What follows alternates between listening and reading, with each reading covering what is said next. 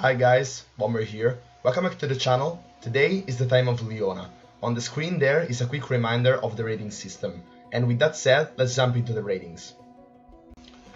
Leona is a 5 out of 5. Leona on her own is a very great body to block on turn 4, and also stuns an attacker, which will make aggro have a very bad time. If you run the Daybreak package, then she can level up and will gain even more value the more you build around Daybreak. The synergy is obvious with Yasuo, and she fits the defensive, control playstyle of Yasuo decks. We will have to see if it is worth going into Targon rather than the currently used Noxus, which offers more synergies with stun rather than a standalone card such as Leona. Even though the potential to stun a wall board and make Yasuo level up in a moment is still there, as we will see later. We also have to consider if it is really worth it to run the Daybreak package in Leona lists. Anyway, this is a very strong card on her own and has a lot of other synergies and possibilities. Solaris Shield Bearer is a 5 out of 5. Insane card. Playing this on turn 2 or 3 will basically make your opponent not attack, and force them to not develop and take the open attack if possible, only because of the possibility of this card coming down. It still contests units at 4 mana range. It will see play in all styles of play, aggro, mid-range and even control, as it is a very nice blocker the turn it comes down. Not to say that it has obvious synergies with Daybreak and Leona. Sun Guardian is a 1 out of 5.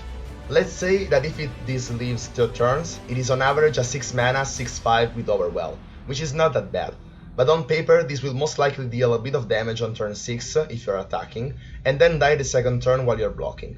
A notable combo is with Morning Light, which is experimental, and you probably don't want to run Sun Guardian in that deck. Overall, this seems not that promising, too costly for a little benefit. Raboon Daylight Spear is a 2 out of 5. This is a very great in an high Daybreak synergy deck. Great body, great value generation, and nice little bonus which adds consistency to the condition of the Daybreak. It will of course be added in that Leona Yasuo Daybreak archetype, but we need more stun support in Targon for that to be viable. Given this question mark, this seems experimental as the whole deck idea. It is not a 1 out of 5 because it could still have some uses outside of that idea. A 5/5 draw a good card is a great addition into mid-range archetypes, maybe supporting Leona but without Yasuo.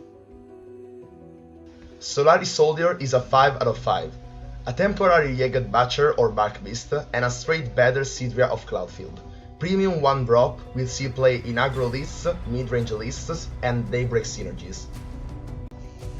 Morning Light is a 1 out of 5.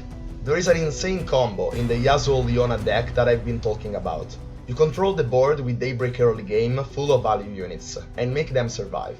Turn 4 you play Yasuo, maybe while attacking to benefit from the quick attack. Turn 5 leveled up Leona benefiting from her defensive body. Stunning and dealing 2 thanks to Yasuo to the strongest enemy. Then on turn 6 you play this, level up Yasuo, stunning everything with Leona thanks to all the other Daybreak units you already have in play, grant all of them +2/+2 and deal 2 to all enemies thanks to Yasuo, or even 7 if he's leveled up already, basically making your opponent concede. Obviously this is a perfect curve scenario, and we are still missing a 3 mana Daybreak unit to level up Leona as soon as you play her. But still, the possibility is there, at any point later in the game, and it is devastating. It is hard to evaluate how consistent that Theorycraft is, but we'll definitely need to give it a shot. This could jump from 1 out of 5 to a 5 out of 5, depending on the success of that archetype, which is currently hard to evaluate. Zenith Blade is at 0 out of 5.